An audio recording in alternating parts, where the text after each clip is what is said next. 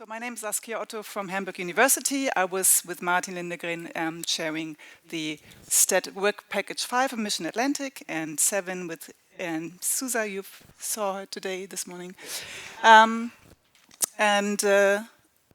don't want to tell you or inform you on best practices, and it's more a bit like lessons learned on the road, pitfalls, and maybe something to take out of it for the future.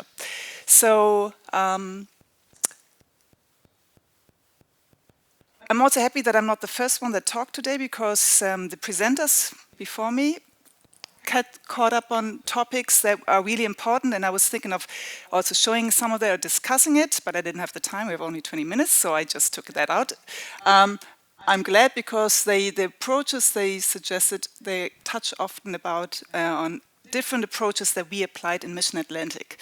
And what I want to talk about today is, how do we get from, you all know this IEA loop, I guess, right? From Levin and Quarthus, and then Deep Piper also made that one now.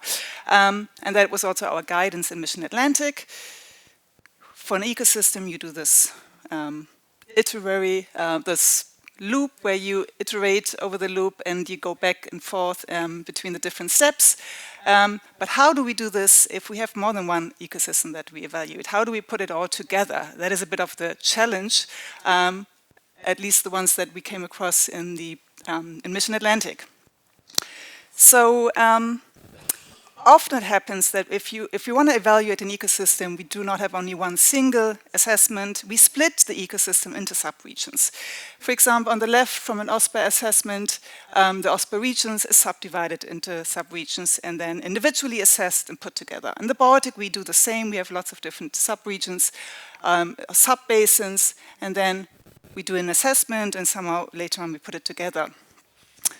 Now the point here, I think it's also nice when Jesper presented some approaches for smaller regions, although I guess for the entire European region it's also a bit challenging more.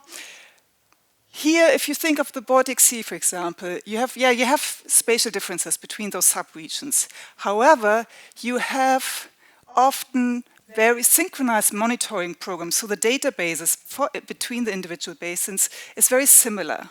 You have European policies that also harmonize or make scientists harmonize strategies of data monitoring and assessing it later on together. So that makes it a bit easier, but what about our ambition in Mission Atlantic, assessing the entire Atlantic based on individual case studies, covering not only one ecosystem, but several. I mean, we're talking now about tropical systems, temperate systems in the north, in the south, upwelling systems. So very different systems, and how can we say something about the entire Atlantic based on those systems, where maybe also from different countries where the databases will be very different as well, not only the individual components within that ecosystem.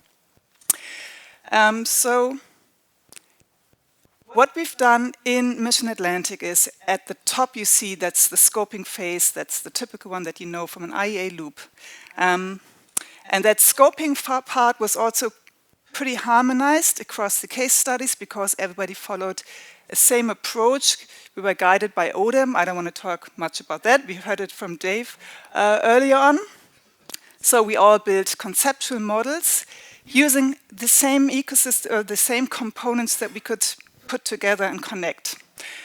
And then in the next phase, and that comes now, that's the key issue here, each case study was selecting indicators or time series of indicators they thought is most important and relevant for their system and where data was available.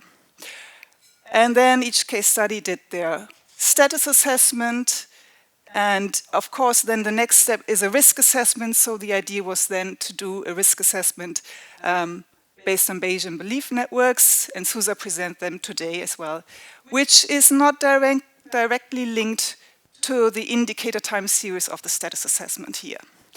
And then later, then you do a management strategy evaluation, usually based on models, and those models also not necessarily reflect on the indicators that we assessed in the status assessment. So eventually, in the scoping phase, when we looked at the entire Atlantic and at all the components that are presented, we ended up with this diagram where every component is almost present here. So we have also mangrove, salt marsh, which are not common across all the systems, but they do occur in some case studies, reptiles, many of the other components here. The green one in the middle, which is here, the ecological characteristic that I want to focus on later on as well. So, of course, if we do status assessment from time series, we want to compare, and what we did is we tried to identify in the ODIM approach also the components that are most at risk in terms of impacts and total risk, which also then feed into the Bayesian belief networks. But we also wanted to do some type of status assessment and knowing like, okay, if those are important components, what is the status of those ones?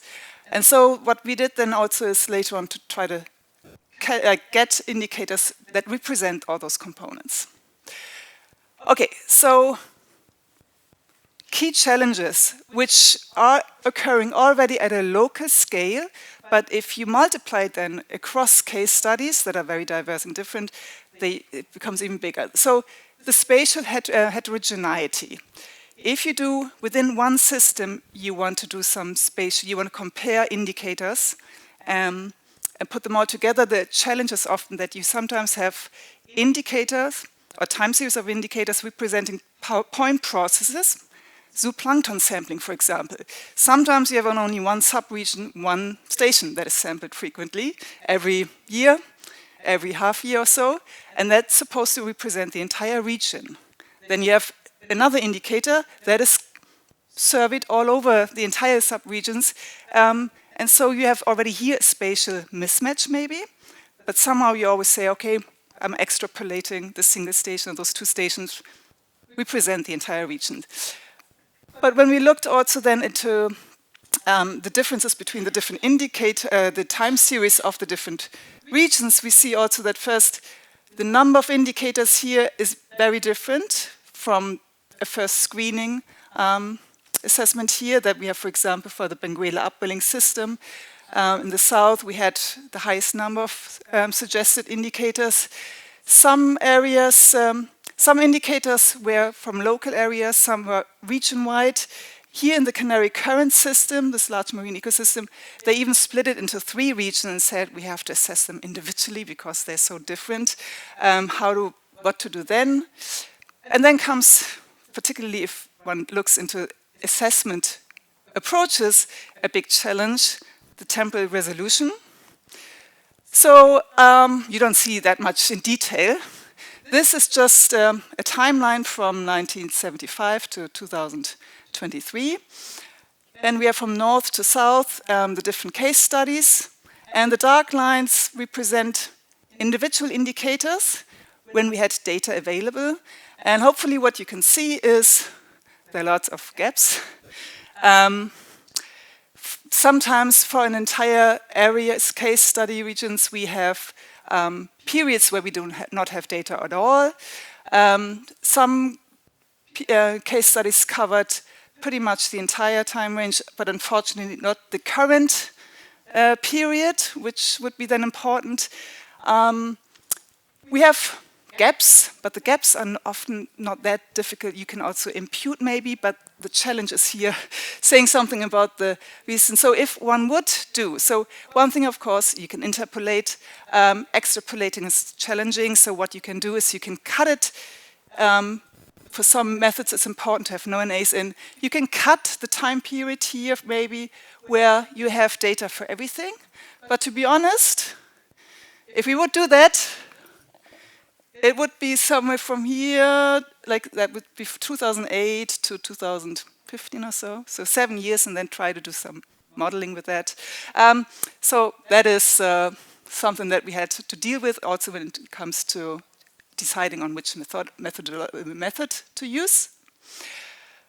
Also in terms of indicator heterogeneity, to say like, are they comparable or not? On the left, we have for all the case studies, the number of indicators, and then color-coded here the basis for the time series, whether they come from model, and that can be, and then you see, for example, Benguela upwelling system, a lot of modeled time series.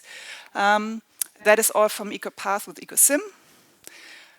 But only they use that type of model. The other type of models are not from the same model approach, otherwise it would maybe make it easier to compare.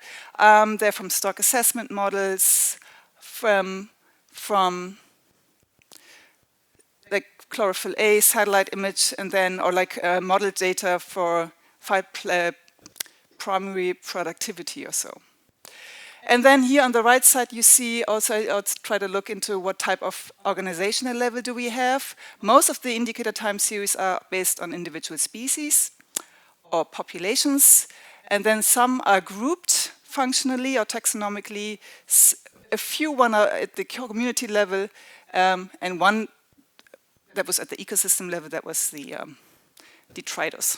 I put it on the ecosystem level. So, but at least that is kind of rather similar, maybe. And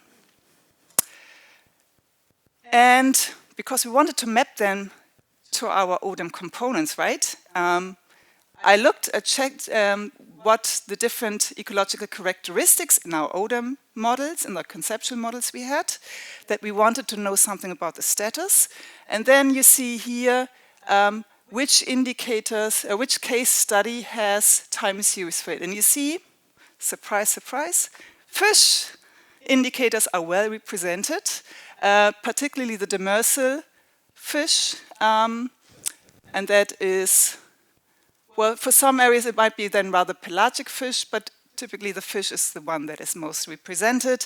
And some others, like reptile, although they came out as very, very at risk, there was nothing about it. Marine mammals, also just from the model output from the Benguela upwelling system, we had 1 or 2 indicators. So that was kind of the situation to start off with in terms of the indicator. And then each case study did their own status assessment, but everybody used a different approach. And so if one uses a lot of those univariate, multivariate time series approaches, using results from that to put it together also seemed to didn't really work. So we had to find some technique where we could apply the same method to all of those indicator time series. And so again, so the challenge to, I call it an REI, for a regional IEA, like putting the local ones together, is the mapping incongruency issue, that not the same components are represented. If, for example, we have mammals only in the south, can we say something about mammals in the entire Atlantic if we know only something about the Benguela upwelling system? Of course, that and the number of indicators might differ. Okay, maybe it can average it out, or one can have some weighted averages. But particularly the time period covered and so on, that was a bit of the challenge. And so when looking into tools, the most rather simple ones was the one that we could select then. Okay, so what we did, quickly. We used that indicator, did some quality checks, the ones that were really short we took out. We did some performance testing also within Perform, and the ones that performed good, we kept, so we ended up with 105 indicator time series out of 227. And then I added some indicators that we derived from species distribution models for marine mammals and reptiles to have them also represented. And then we did some very simple analysis, assets analysis, and the Z-scores normalized to put it together at the regional scale. Okay, so I kind of covered that. So that was a bit like in the first screening period where we came up only to 105. We reduced it to have similar numbers of indicators. And then what I did is a student of mine, because I participated in the GAM niche tutorial that was carried out by the ASTI project within Mission Atlantic, and I participated there, and then I taught my bachelor student, to do that for those 5 selected marines, reptile, and mammals that kind of are covering the entire Atlantic, and he used data, presence or occurrence data from public databases and did based on GAM niche species distribution models. And then using the predictor, dynamic and static predictors from the last 60 years, we generated some time series of a suitability index for the entire Atlantic, but then we selected the areas in the case studies, and we only used that, averaged the grid cells, and used that as a time series here. So we had then in total 142 indicator time series. And so the Z-score approach that NOAA is using is very simple. One looks into the variability of the entire time series except for the assessment period in the last years. And then one looks into the assessment period and checks whether the mean of that period, whether that is within the same variability of the past dynamic, or whether it's 1 or 2 standard deviations outside of it. Then we also, now just in the last days, another approach that was suggested by Östman and co-authors called ASSETS, which is more based on a change point detection method, where some confidence intervals are bootstrapped, and it's a bit more also flexible with the time periods, both of them are. And then based on the results, one can also identify stable periods, change periods, upward trend, downward trend, or uncertain trends. And so you have maybe this, and it identifies here a change point, and then it looks into what's kind of the level here in terms of this period here. So some results from the simple NOAA approach. We can see here that is within the confidence interval where we say everything remains, the assessment period is within the past dynamic period, but some groups like pelagic fish, some have decreased in areas, and some areas they have even increased. Seabirds, so let's look into what is mostly at risk. Seabirds have decreased. The sediment group, the benthic invertebrates have declined. And here you see it also a little bit across the individual case studies here as well. So particularly with the seabirds, that is in the Norwegian Sea. And the sediment, it's in the Canary Current system. So just to summarize, we have almost half of them haven't really changed, are quite stable. The majority has a normal status, but then some are decreasing, some are increasing. And when comparing that to the ASSET approach, which is, for example, here, it shows a breakpoint here, and then the rest is compared to this here. Quickly sum up, this is what we then get. For the different groups, pelagic cephalopods, pelagic fish, and so on the left, always the result from ASSETS and then from NOAA, and then the proportions of what is considered, how many indicators are considered being in a good state or in a bad state or having declined or increased. Some, you see, but overall, you see that there are differences between the different approaches, so it matters quite a bit which approach one does. And so ultimately, it might be better to have both methods together, kind of as an ensemble approach. I have to wrap up, right? So in total here, now if we want to say this about the entire Atlantic, we can say that if one looks into the Z-score approach, then the majority of indicators is rather stable in the last years in comparison to the previous period. Some are even, then the rest are increasing, only a few are decreasing. However, if one looks into the other approach, which has maybe as a reference period an earlier period, because the breakpoint was identified earlier, then it's so that there are it's less stable, however, still an increase. Quite a lot of many indicators have increased over the past years. And the group that is most at risk are the top predators in some of the case studies. What I wanted to present you also now is the link from now using those time series, and the ones maybe that are most critical, and now do an risk assessment exactly based on those time series to say, okay, if that's here the case, we see quite a few components that are at risk or like not in a good state, what's the risk that they remain in that state, and to do a risk assessment. And so the PhD student Helene Gutte had developed an R package in a framework which she submitted now, and you can go on the GitHub repository of her name and EcoRisk. It's already on CRAN. You can download the package you can do this based on expert opinion, a risk assessment, but you can also do it with time series. Of course, ideally you would do it both together, but we can also do as a first snapshot, use the time series to do some risk assessment, to glance again, and which also then could feed into the Bayesian belief networks.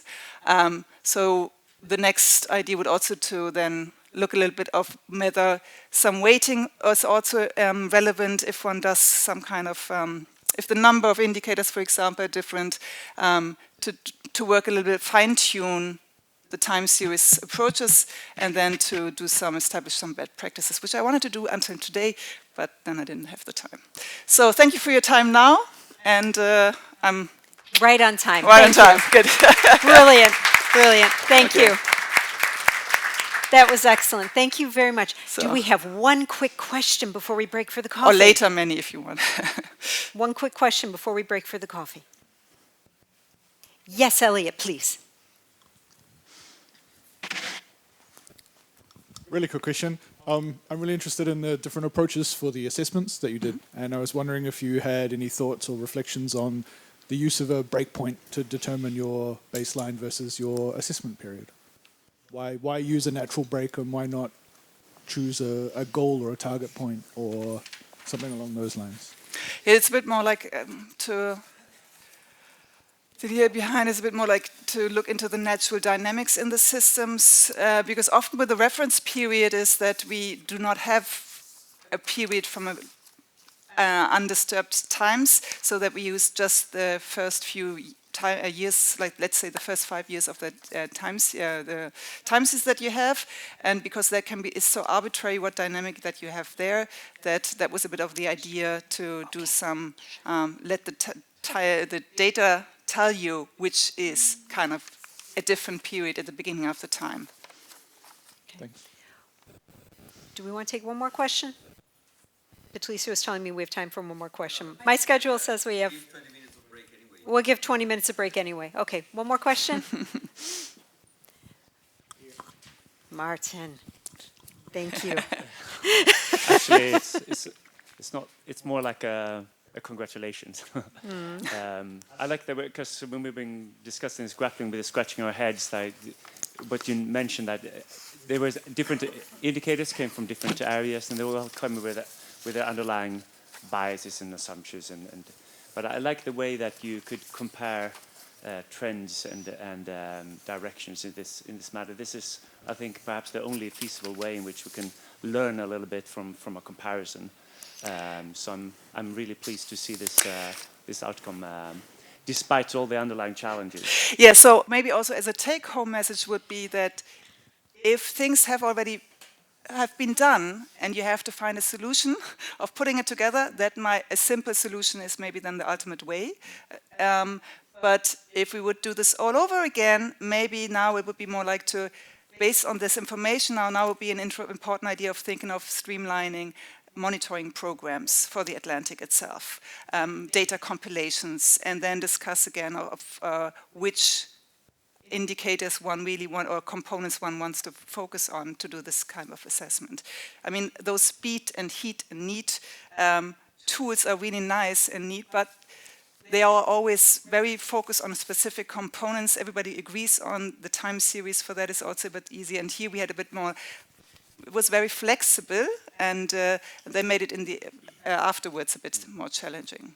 Yeah, I agree. In retrospect, we could have maybe had a more careful indicator selection procedure up front. But I think everybody are limited by what they have, essentially. But anything, great to see. Thank you. Thank you very much. That was great.